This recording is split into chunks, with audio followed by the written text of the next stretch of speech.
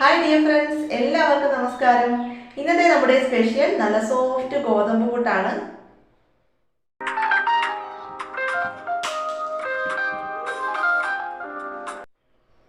അപ്പോൾ ഇത് എങ്ങനെയാണ് തയ്യാറാക്കിയതെന്ന് നോക്കാം. നമുക്കാദ്യം ഒരു ഗ്ലാസ് ഗോതമ്പ് പൊടി ഒരു മിക്സിയുടെ ജാറിലേക്ക് ഇട്ട് കൊടുക്കാം. ഈ പൊടി നനയ്ക്കാനായിട്ട് 2 ടീസ്പൂൺ ചോറ് ചേർത്ത് കൊടുക്കാം. ഒട്ടും വെള്ളം ചേർക്കുന്നില്ല. ഏത് അരിയുടെ ചോറ് വേണമെങ്കിലും നമുക്ക് എടുക്കാം. പഴയഞ്ചോറുണ്ടെങ്കിൽ അത് ചേർത്താലും മതി. ഒരു നുള്ളു ഉപ്പിട്ട് കൊടുക്കാം. നമ്മുടെ പുട്ടിൻ്റെ ടേസ്റ്റ് കൂടാനായിട്ട് 1/2 ടീസ്പൂൺ ചെറിയ ജീരകം കൂടി ചേർത്ത് കൊടുക്കാം. ഒരു സ്പൂൺ ഉപയോഗിച്ച് എല്ലാം കൂടി ഒന്ന് ഇളക്കി കൊടുത്തിട്ട് മിക്സിയിലൊന്ന് കറക്കിയെടുത്ത് കൊണ്ടുവരാം. കറക്കിയെടുത്ത് കൊണ്ടുവന്നിട്ടുണ്ട്. നമുക്ക് കാണാം നമ്മുടെ പൊടിയുടെ നനവ് കുറവാണ്. അതുകൊണ്ട് 2 ടീസ്പൂൺ ചോറും കൂടി ചേർത്ത് കൊടുക്കാം. ചോറ് ചേർത്ത് കൊടുക്കുമ്പോൾ ഇതുപോലെ ആദ്യം 1-2 ടീസ്പൂൺ അളന്ന് ചേർത്ത് കൊടുക്കുക. എന്നിട്ടൊന്ന് കറക്കി നോക്കുക. ആവശ്യമെങ്കിൽ പിന്നീട് ചോറ് ചേർത്ത് കൊടുക്കാം.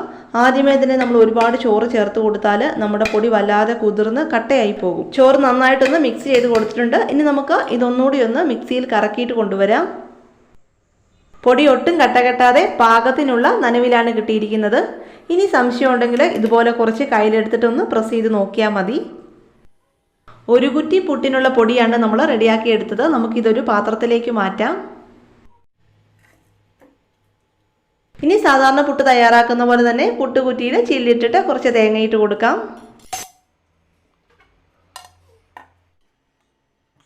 കുറ്റിയുടെ പകുതിയോളം പൊടി നിറച്ചു കൊടുക്കാം.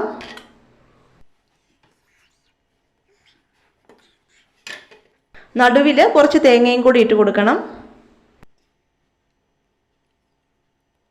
ഇനി കുറ്റിയുടെ മുഴുവൻ ഭാഗത്തും പുട്ടുപൊടി നിറച്ചു കൊടുക്കാം.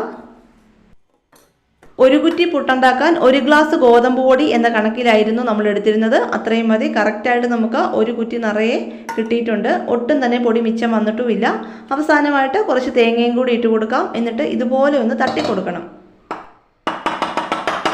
അപ്പോൾ ഏതെങ്കിലും ഭാഗത്ത് പൊടി ഫില്ലാകാനുണ്ടെങ്കിൽ ഫില്ലായിക്കൊള്ളൂ. അടച്ചു വെച്ചിട്ട് നമുക്ക് പുട്ട് പുഴുങ്ങിയെടുക്കാം. ഗ്യാസ് ലാഭിക്കാനും സമയം ലാഭിക്കാനും ഒക്കെ ആയിട്ട് ഒരു കുക്കർ ഉപയോഗിച്ച് നമുക്ക് പുട്ട് പുഴുങ്ങിയെടുക്കാം. ആവശ്യത്തിന് വെള്ളം ഒഴിച്ചിട്ട് അതിൻ്റെ വെയിറ്റും കൂടി വെച്ചിട്ട് നമുക്ക് ഗ്യാസ് ഓണാക്കി വെക്കുകയാണെങ്കിൽ പെട്ടെന്ന് തന്നെ വെള്ളം തിളച്ച് ആവി കയറി വരും.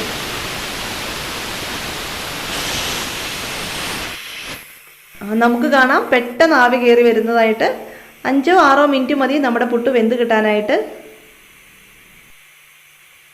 ഇതുകൂടാതെ ഒരു 3 കുറ്റി പുട്ടും കൂടി നമുക്ക് പുഴുങ്ങിയെടുക്കണം. അപ്പോൾ ഇത് ഇവിടെ ഇരുന്ന് വേകുന്ന നേരം കൊണ്ട് നമുക്ക് അതിനുള്ള പൊടി തയ്യാറാക്കി എടുക്കാം.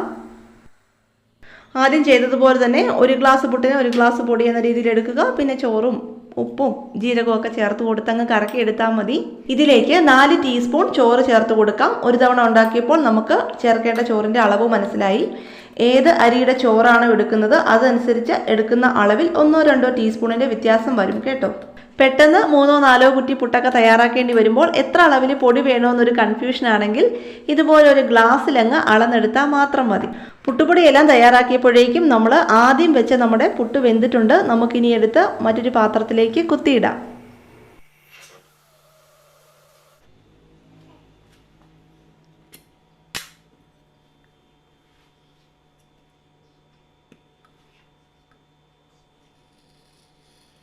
ഫ്രണ്ട്സ്, അങ്ങനെ നമ്മുടെ ആദ്യത്തെ കുറ്റി പുട്ട് റെഡി ആയിട്ടുണ്ട്. നല്ല സോഫ്റ്റായ നല്ല ടേസ്റ്റുള്ള നല്ല ചൂട് ഗോതമ്പ് പുട്ട്.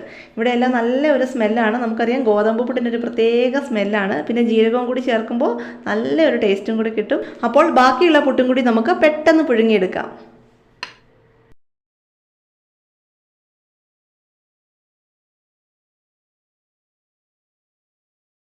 രണ്ടാമത്തെ കുറ്റി പുട്ടും റെഡിയായി.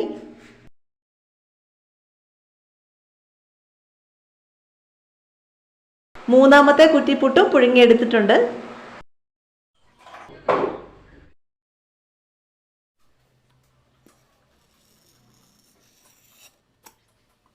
നമ്മുടെ ലാസ്റ്റ് പുട്ടും റെഡി ആയിട്ടുണ്ട്. അപ്പോൾ ഫ്രണ്ട്സ്, ഇനി പുട്ടൊക്കെ കഴിക്കാൻ തോന്നുമ്പോൾ ഇതുപോലെ ഒന്ന് ട്രൈ ചെയ്ത് നോക്കണേ. നല്ല രുചികരമായ സോഫ്റ്റായ പെർഫെക്റ്റ് ഷേപ്പിലുള്ള ഗോതമ്പ് പുട്ട് ഉറപ്പായിട്ടും കിട്ടും. നമുക്കിത് പഴം കൂട്ടി കഴിക്കാം, അല്ലെങ്കിൽ ഇഷ്ടമുള്ള ഏതെങ്കിലും കറി ഉപയോഗിക്കാം. ചിക്കൻ കറിയോ മുട്ടക്കറിയോ കടലക്കറിയോ ഏതെങ്കിലും കൂട്ടി കഴിക്കാം. നല്ല രുചികരമായ അടിപൊളി ഗോതമ്പ് പുട്ടാണ്. അപ്പോൾ തീർച്ചയായിട്ടും ട്രൈ ചെയ്ത് നോക്കുക. ഇന്നത്തെ വീഡിയോയെക്കുറിച്ചുള്ള അഭിപ്രായങ്ങളും നിർദ്ദേശങ്ങളും ഒക്കെ നമ്മളെ കമൻറ്റായിട്ട് അറിയിക്കണം. ഈ ചാനൽ ആദ്യമായിട്ടാണ് കാണുന്നതെങ്കിൽ ഇതുവരെയും സബ്സ്ക്രൈബ് ചെയ്തിട്ടില്ലെങ്കിൽ ഒന്ന് സബ്സ്ക്രൈബ് കൂടി ചെയ്ത് നമ്മളെ ഒന്ന് സപ്പോർട്ട് ചെയ്യണേ. അപ്പോൾ മറ്റൊരു പുതിയ റെസിപ്പിയായിട്ട് വീണ്ടും കാണാം. താങ്ക്